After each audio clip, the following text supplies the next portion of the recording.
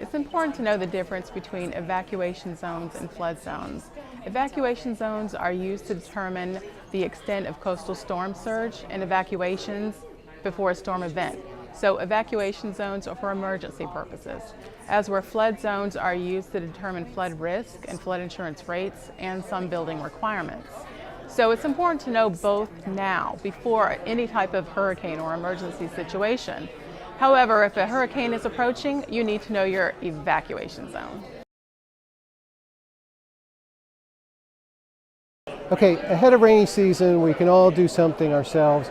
Determine, okay, if you live in a homeowners association, who manages the drainage system? If you live on a private road, are you and your neighbors sure that your roadway ditches are unclogged? So those are the types of things. Know where your flow goes, and then determine if there's any blockage to it. And know what agencies that may be responsible for water drainage in your area.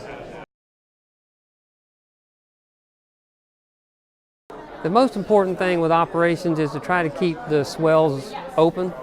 We get a lot of debris from yard debris, from a lot of residents, and once they get in the ditch, they block the culvert pipes. Once the culvert pipes or the curb drains or the basins are plugged, then the roadways flood. So that's one of the most important things, is to try to keep the flowways open.